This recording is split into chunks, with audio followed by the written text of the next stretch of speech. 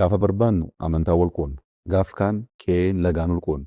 Ertiraa keessatti magaalii guddoo tokko maqaan ishee Baarentuudha. Kallachi bokkuu fi Aksuum sun maal tolfakkeesse akka xiqqaa ta'eenaan jechuu garuu hin dandeessu. Naannoo Tigraay keessatti namoonni afaan Oromoo dubbatan namoonni Oromummaa isaaniitti amanan haala jiru. Holqa suuf marqa holqi bira Laalibalaa gara Aksuum kan deemu. Gaafiin Oromoo sabaaf sablammii kan biraatiin adda miti. Bareentumaan Eertiraa keessa jira akkasuma Aksuumii fi bokkuun Oromoo wal fakkaataa kuni gartee tasawaa wal fakkaatee miti akkasuma gartee holqi soofuu markan baaleen keessatti argamu akkasuma gartee Laalibalaa keessattis argama. Eertiraa Tigraayii fi naannoo Amaaraa kan amma jedhamu lafa Aksuumii fi gartee Laalibalaa mootummoonni seenaa durii keessatti gartee bulchaatiin turan akka Oromoo ta'edha. Akkasuma daangaa Oromiyaadhaan sararee goobana daaceetii Oromoon gartee kana booda bilisoomee jira kan jedhu mee haasaa muummichi ministeera Dr. Abiyi Ahmad kutaa tokkoffaa godhe kana keessatti haga tokko waliin dhageeffataa yaada kiyyasii irratti kennadha. Haasawaan muummicha ministeeraa kun hedduu takka ajanda guddaa ta'e jira sooshaal miidiyaa kanarratti. Warra haasawaa muummicha ministeeraa kana deeggaruu fi akkasuma gartee warra yaada isaa kana mormu. Arabduu immoo bala biraa gara deebiidhaan gara chaanala kiyyaa dhuftan isin jira. Gaafiif deebii muummicha ministeeraa kana guutuu isaa dhageeffadheetiin xumureen akka sadiitti fudhan akka abduutitti. Gaafiif deebii muummicha ministeeraa kana keessaa sirriidha jedhee kan hin fudhu akka nama tokkootitti jechuun ka yaada sirriiti jedheetiin fudhu. Oromoon gartee qabsoo keessatti hunduu gartee gahee isaa bahataa kan jedhu kan inni gartee achi keessatti kaasee fakkeenyaa fi Taaddasaa Birruu dhaloonni kun baratuu qaba jedhee haga danda'u waan danda'u godhee yeroo sanitti ammoo gartee Taaddasaan qubeen beeku waan ta'eef Hayilee Fidaafaa qubee afaan Oromoo kan jedhamtu kana tolchanii dabalataan hayyoota biroo keessaa hambisuyyuu warra akka Sheek Bakrii Sabaloo kan akka Sheek Muhammad Shaar Abdullee faa keessaa hambisuyyuu Hayilee Fidaa gartee qubee bocee akkasuma gartee Abaa'uun ammoo akka jaarmayaatitti waan Hayileen Fidaa eegaleessan ijaaree Abaa'uun waan aangoo bulchiinsaa hin qabatiniif waan gartee biyya keessaa deemee fi dhaabbanni dimokiraatawaa Oromoo barsiisaatti leenjisee mana barumsaatti ijaaree afaan sabichaa godhee dhaloonni akka ittiin baratu taasisee afaan Oromoo babal'isuu irratti gahee guddaa taphatee kana gartee yoo wal saamuu taate malee gartee isa kamiif beekamtii kennite isa kam beekamtii dhoorgatta kan inni jedhe irratti kun yaaduma dhugaatiin fakkaata. Obbodiyoonis gartee asiin karaa nu miiteef waan miidhaan isii irra guddaa ta'ee fi gartee sani kana haa jedhamu malee gartee hir'inaan waliin gahee isaa bahateeti jiraadha. Garuu asumaan ammoo gartee itti fufanii eessa dhaqanii namni gartee daangaa Oromiyaadhaa sararee goobana daaceetii waraana hoogganuudhaan bahaadhiyaatti kaabaa kibbatti Mililik jalatti goobana daaceetiin viidiyoon gartee gabaabaan jalqaba beeksisa viidiyoo kanaa gadi dhiifamu kan jalqaba ajandaa ta'elleen viidiyoo kana. Ani kanan jedhu goobanni daacee bulchiinsa Mililik qubsiisuudhaaf immoo Mililikiin gartee nugusa godhee uummata irratti fe'uudhaaf immoo nugusa gartee nagasa nagistii baanansan godhuudhaaf immoo kan inni gartee uummata buqqisee daangaa Oromiyaadhaa gartee Oromoodhaaf sararuudhaaf. Goobanni daacee Mililikiin jalatti daangaa Oromiyaa sarare ka jedhu kana dhageessanii jirtani amma duratti. Oromoo buqqisee Oromoo ficcisi sababni isaa kitaaba tokko dubbiseetiin maal jedha seetan simminti gaallaa kan nani biratu laandi nafxanyaa jedheetiin seera akkasiisan bobbaaseen Oromiyaa kana keessa. Qabeenya isaatiin waliin nafxanyaa tokko nafxanyaa waan jedhamu kun ka isa amma nuti sabaan jennu kana osoo hin ta'in loltoota Mililik san Oromoon 8 qabeenya isaa kanaan akka qallabu namni 8 nama tokkoof akka gabra ta'u akka jechuun.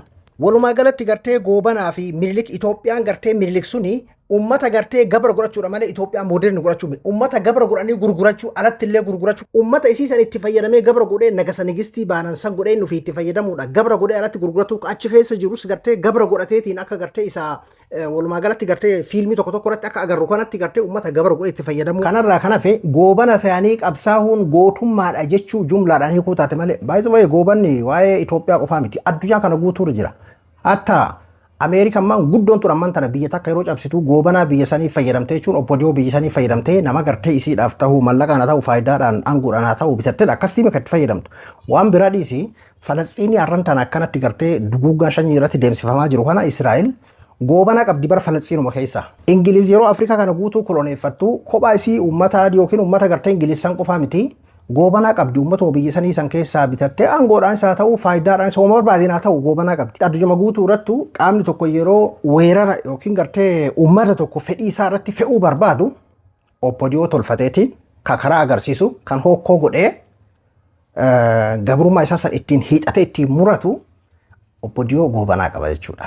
Goobanaan gartee wallaalaa waan ta'eef waan hin baratinii fi amma dubbiin waa'ee baratuu fi baratuu dhabaatii miti. Bargootonni qabsaa'onni Oromoo gurguddaan seenaan haala bareedaadhaan isaan dubbatu gartee uummanni hin dhumin, uummanni hin miidhamin, uummanni hin saamamin, uummanni lafa isaa irraan buqqa'in, uummanni hin gabroonfamin jedhee warri qabsaa'e kunneen waa'ee barateeti. Seenaa haala gaariidhaan kan isaan dubbattu kun waa'ee barachuutii fi waa'ee wallaala ta'uu isaatii miti.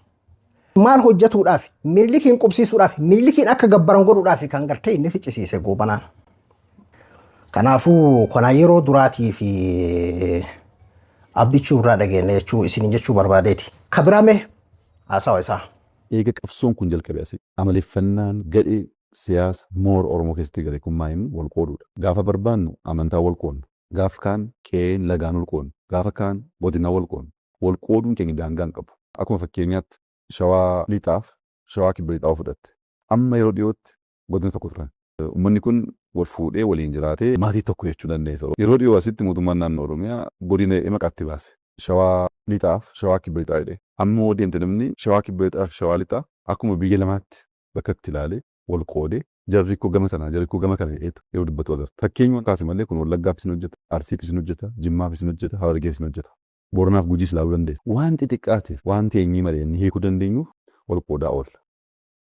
Amalli Oromoo keessatti baratame gadheen qoqqoodamuudha jedhee haala fakkeenya gartee hatta amman tana jirullee kaase jechuudha. Amma fakkeenyaaf nuti haguu amma dhaloota keenyaa kana isa gartee isa siyaasaa maal dhiisi.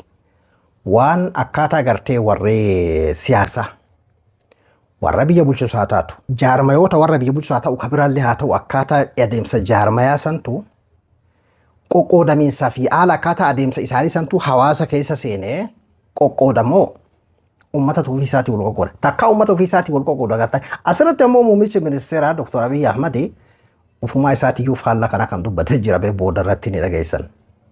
Oromoon akka ummataatitti waliin qoqqoodu. Garuu kan wal qoqqoochisu kan gartee akka isaan wal qoqqoodan godhu warra siyaasaati. Kan bulchisu gartee karaa biraatiin qabsaa'ullee yoo taate. Hawaasni akka hawaasaatitti wal qoqqoodee inumayyuu waan xiqqashoo takka irratti gartee wal loluun maaliif barbaachise? Mee maarratti wal dhabanii maarratti wal haasanii maal wal dubbatanii fakkeenyaaf amma godina lama godina tokko godhuun bulchiinsaaf akka mijatuudhaaf fakkeenyaaf namni godina tokko lafti sun bal'aa waan taateef bakka gartee fagoo deemee haajaa isaa fixatuurraa bakka isatti dhiyaatutti gartee haajaa isaa akka fixatuudha godina tokko lama godhuun waan biraatiin kanumaa mire. Amma viidiyoo kanarraan tokko waan hubadhe maal inni tartiiba gartee karaa itti Oromoo qoqqoodu wanni gartee gadi dhufuudhaaf deemu akka jiru wantoonni haasawame kun irraa caafi aga gartee gadi bahamuu fuunfachiisanii gartee akka uummataa wal baramuuf gartee teesti godhu kabiraa immoo gartee isa Oromoon Itoophiyaa fudhatuudha qaba malee walabummaa wanni jedhamu suni gartee kasaaraa guddaadha ture Oromoon diqqeesse Oromoon salphise Mililikiin duratti waggaa 400 durayyuu biyya kana gartee kan ijaare biyya kana gartee kan guddise biyya kanaaf gartee kan qabsaa'e haga ammaatittillee gartee qabsaa'ee asiin gahee karattillee dhiisuun qabu haga bahara diimaatitti haga gartee Ertiraatitti Aksuumii Laallibalaatitti Oromoon ammallee isuma san gartee itti fufaa karatti dhaabuun qabu ka jedhudha. Walumaa galatti gartee lola gartee amma kanaaf akka qabsaaniidha akka cimdoo baanan san akka qolatanii isa kanarratti kaayyoonlee dubbataati jiran mee. Waan teenyii malee inni hiikuu dandeenyuuf wal qoodaa oolla. Bara 1499 Sarsa Dingil namchi jedhamu asii humna Uumaa waraanaa Oromoo qabatee amma Mitswaatti deebi'ee qabsaa'ee ture. Waraanee ture. Bara 1512 irratti mootiin Bahara Nagaash biyya amma Eertiraa jedhamu bulchee maqaan isaa Doorii jedhama Oromoodha. Kanas namoonni shakkuudha fedhan jiraannaan Eertiraa keessatti magaalaa guddoo tokko maqaan ishee Baarentuu jedhamti. Kana duwwaa immoo miti. Hambaan baay'ee Eertiraa keessatti afaan Oromootiin kan waamaman jiru. Hambaa Sooraa kan jedhamu anuu nan beeka. Hambaa Dabraa kan jedhamu anuu nan beeka. Hambaan garaagaraa jira. Maqaan isaa maqaa Oromoo ta'e ammas kan waamamu kun Eertiraa keessa. Eertiraa irraa as hiiknee gaafa laallu fakkeenyaaf Aksuuma fudhanne. Maayinni Aksuum irratti kan laalaa jirru kuni kallacha bokkuutiin adda kan isa baasu maayin. Wal dhufeenyi isaa maayin. Kallachi bokkuu fi Aksuum sun maal tol fakkeesse? Maaliif wal fakkaate? Akkamitti wal fakkaachuu danda'e? Wal dhufeenya maalii qaba? Gaaffii akkasii gaafatanii qorachuun barbaachisaadha. Akka diqqaa ta'e naan jechuu garuu hin dandeessu. Aksuum namoonni tokko tokko Aksuuma jedhu asiikisti immoo sirna Zaaguyaa fudhanna. Aksuum booddee Zaaguyaa dhufe miti. Sirna Zaaguyaa immoo irra keessa seenaa gaafa laaltu baay'ee sodaachisa. Namni baay'ee Zaaguyaa keessatti Laalibalaan kaasa. Garuu Laalibalaa dura waggaa 40 kan bulche Imraa jedhama. Imraa duratti immoo namni jalqaba mootii ta'e sirna Zaaguyaa keessatti maqaan isaa Marar jedhama.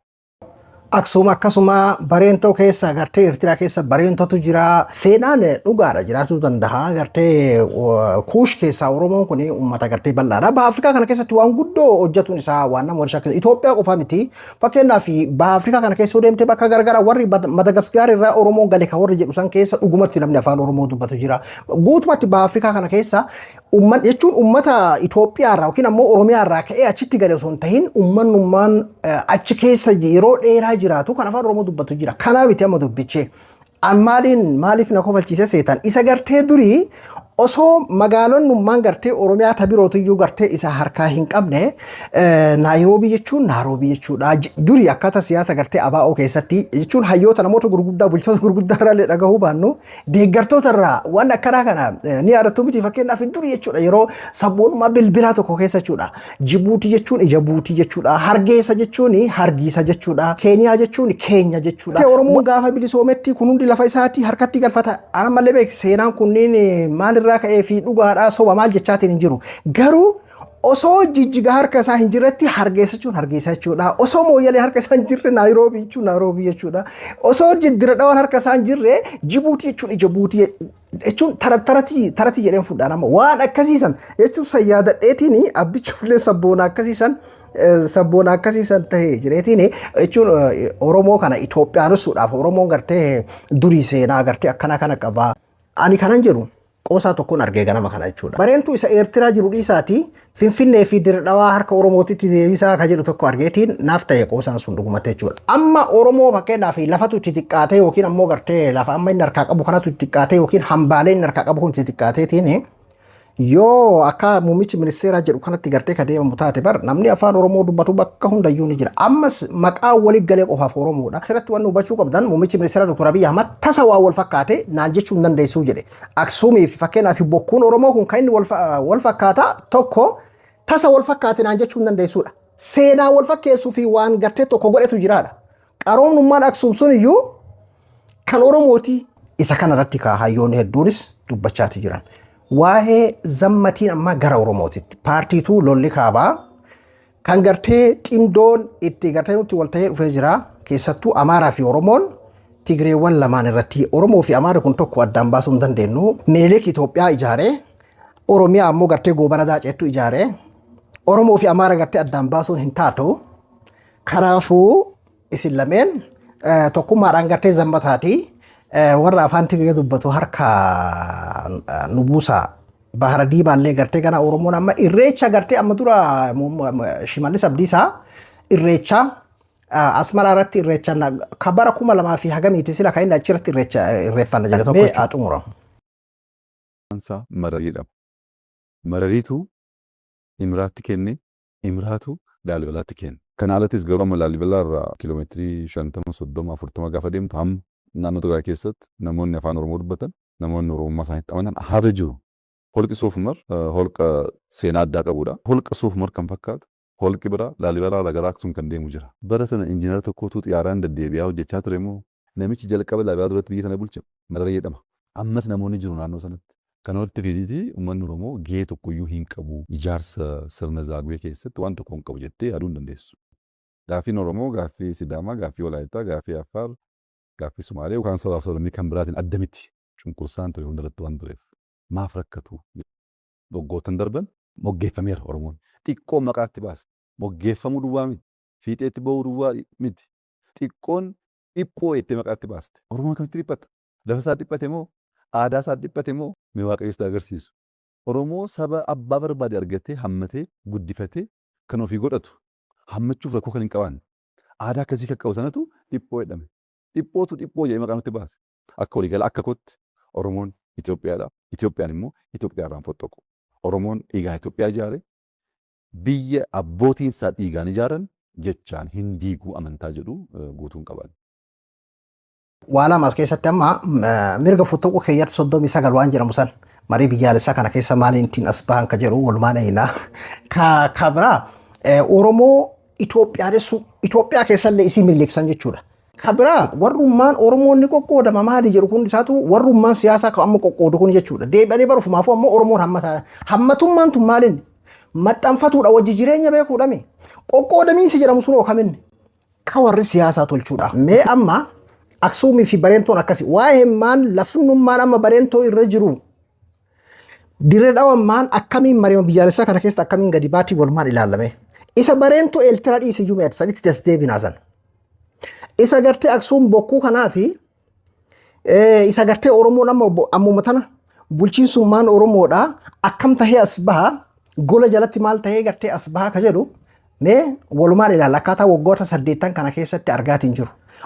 Kabiraa tokko gartee isa Oromoon bilisoomee jira isa jedhu kana Oromoon ofiif bulchuu eegalee Oromoo qoy ofiin of bulchuu waan jedhamu kun Oromoon bulchuu waan jedhudha dhugaadha. Oromoodha kan bulchaatiin jiru Shimallis Abdiisaati Abiyi Ahmed. Bilisummaan dishneerii addunyaa irra kaa'ame immoo bilisummaa waan jedhamu mirgi filatuu fi filachuu mirgi gartee ofiin of bulchuudha mirgi gartee nagaan bahanii galuu mirgi gartee heeraa fi seera jalatti buluudha yoo jiraateedha biyya tokko biyyatee irratti gartee abbaa taatee yoo mootummaan gartee sirraa aangoo barbaadeedha nama ati filatteen gartee yoo biyyi sun bulteedha nama ati filatteen gartee biyyi sun yoo geggeeffamteedha ati walumaa gala mirga filatuu fi filachuudha sun yoo gartee kan dhuwaasu yoo jiraateedha sun jira ayyee duuba amman tana fakkeenyaaf mee sun hin jiraanne fakkeenyaaf amma Abiyyi bulchuu Shimallis bulchuu Jowaar bulchuu Marroon bulchuu fi Mararaan bulchuu maalin mee fakkeenyaaf amma hiikaan isaa waa'ee bilisummaa kana wal qabatee amma Abiyyi dubbatan tanaa taate takka jirti Oromoon gartee yaadaan yookiin ilaalcha isaatiin gartee bilisoomee jira sammuun isaa gartee bilisoomee jira akkasuma ammas Oromoo waan ta'eef afaan Oromoo qofa waan dubbatee fi namni gartee kana ta'isan ta'i jedhee qubetti qabu hin jiru dhugaaratu afaan Oromoo waan dubbate qofaaf sun hin jirtu dhugaa